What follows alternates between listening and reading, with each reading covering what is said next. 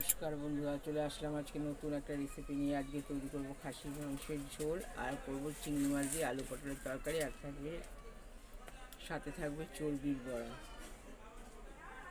তো বন্ধুরা তোমরা প্লিজ আমার চ্যানেলটাকে সাবস্ক্রাইব করে দিও, আমার ভিডিওগুলো দেখো। যদি তোমাদের ভালো লাগে একটা লাইক শেয়ার করে। এই দেখো আমার দোকান, আমি দোকানে এখন বসে আছি। রাস্তা দিয়ে অনেক লোক যায়। তো যাই হোক, এখন আমার সব গোছানো হয়ে গেছে, শুধু গিয়ে রান্নাটা করবো ব্যাস। আর মাংসটাকে অনেকক্ষণ আগে দই দিয়ে মেখে রেখেছি। দইয়ের সাথে লাল লঙ্কার গুঁড়ো দিয়েছি, তারপর হলুদ আর সর্ষের তেল সব কিছু দিয়ে মেখে রেখেছি। তারপরে গিয়ে আদা রসুন পেঁয়াজ এগুলো ভেজে নেবো। পেঁয়াজটা আর আদা রসুন পেঁয়াজ বাটা আছে একসাথে, ওটাও ভালো করে কষিয়ে নিয়ে তারপরে মাংসটা দিয়ে ভালো করে কষাবো। আর আলুটাকে আগে একটু সিদ্ধ করে নেবো, তাহলে আমার রান্নাটা হয়ে যাবে। এদিকে আমার পটল আলু সব ভেজে রেখে এসেছি। চিংড়ি মাছ শুধু মশলাটা কষিয়ে ওটা করব। তো বন্ধুরা সবাই ভিডিওটা দেখো, হয়তো তোমাদের ভালো লাগবে, লাগলে একটা লাইক শেয়ার। চলো এবার দোকান বন্ধ করে বাড়ি যাই, বাড়িতে গিয়ে রান্নাটা শুরু করি। চিংড়ি মাছ দিয়ে পটল দিয়ে হবে আজকে, আর ইলিশ মাছটা আজকে হবে না, ইলিশ মাছটা কাল বা করতে হবে, আগে খাসির মাংস হবে। তো মাংসটা আমি দই দিয়ে আর সব মশলা দিয়ে মেখে রেখে দিয়েছি।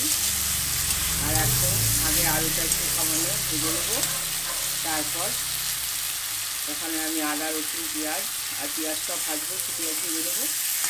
আর আদা রসুন পেঁয়াজ পেস্ট করা আছে, ওটাকে কষিয়ে নিয়ে তারপরে আমি মাংসটা দিয়ে আবার ভালো করে কষাবো। তো বন্ধুরা তোমরা আমার চ্যানেলটাকে প্লিজ সাবস্ক্রাইব করে দিও, আর আমার ভিডিওগুলো দেখে তোমাদের কীরকম লাগে আমাকে জানিয়েছি। আর আজকে প্রচণ্ড গরম, রোববার ছুটি, কিন্তু তার এখানে থাকতে হচ্ছে। দুটোই ভেবে দিয়েছি, এই তো দোকান থেকে আসলাম, এসে আগে কিনে রেখে গিয়েছিলাম দোকানে। তো দোকান থেকে এসে এখন এটা বসিয়ে দিলাম। চিংড়ি মাছ দিয়ে পটল দিয়ে দেখো মশলাটা কষা হয়ে গেছে, আলুটাও বেশি সিদ্ধ হয়েছে। এবার আমি একটু জল অ্যাড করে দেবো, দিয়ে তারপর আমি মাংসের আলুটা রেডি করবো। আর মাংসটা আমি প্রেসারে একবার সিটি নিয়ে নিয়ে কড়াইতেই করবো, দুটো সিটি নিয়ে নেবো, তাহলে সিদ্ধ হয়ে যাবে। এটাও করতে পারি, আর একদম কষিয়ে নিয়ে প্রেসারে দিয়ে দেবো।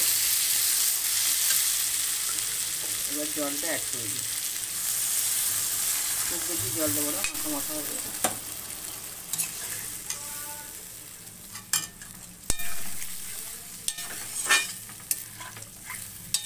আর আজকে সকালে জলখাবারে করেছিলাম একটা বাটি চচ্চড়ি, মানে সাদা আলুর চচ্চড়ি যেটা বলে। তো ওটা আমি তোমাদের সাথে দেখাতে পারলাম না, খাওয়া হয়ে গেছে।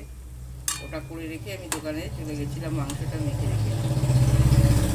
তো সব কিছু হয়ে গেছে, এবার ফুটবে, এটা একটু ঢেকে দেবো।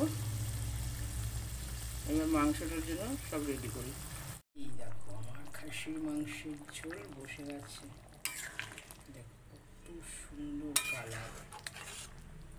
হ্যাঁ, তবে কিন্তু আজকে একটু লাল লঙ্কার গুঁড়ো দিয়েছি, শুধু কাঁচা লঙ্কায় না। চর্বিওয়ালা মাংস, রেয়াজি খাসি। তো যাই হোক বন্ধুরা, এখন এটা একটু ফুটবে ভালো মতন। আলুটা দেখো সিদ্ধ হয়ে গেছে, তোমাদের এটা ভেঙে দেখাচ্ছি। এই দেখো আলু পুরো সিদ্ধ হয়ে গেছে, কিন্তু ঝোলটা আর একটু ফুটবে। তারপরে এটা নামিয়ে নেবো, নিয়ে এই দেখো এখানে রেখেছি চর্বি আছে, চর্বির বড়া করবো, তারপরে খাওয়া হবে। সবসময় কষা কষা ভালো লাগে না, একটু ঝোল ঝোল ভালো লাগে। আমার তো পেঁপে দিয়ে খাসির মাংসের ঝোল খেতে ভীষণ ভালো লাগে। তো পেঁপেটা এখন আমার কাছে নেইও, তো যাই হোক শুধু আলু দিয়েই করলাম।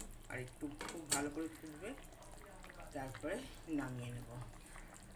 আর এতে আমি দিয়েছি যেটা দেয় সাধারণত আদা রসুন পেঁয়াজ, আর পেঁয়াজ ভেজেও দিয়েছি, আর মিট মশলা দিয়েছি, আর নুন হলুদ, টক দই ব্যবহার করেছি এতে।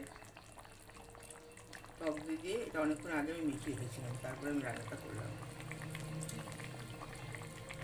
খুব সুন্দর একটা গন্ধ বেরিয়েছে।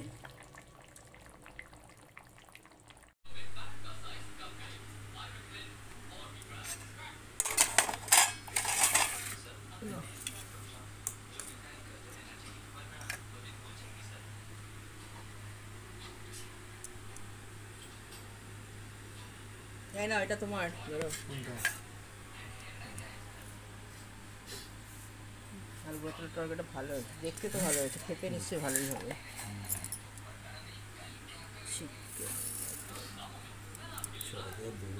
চিকেন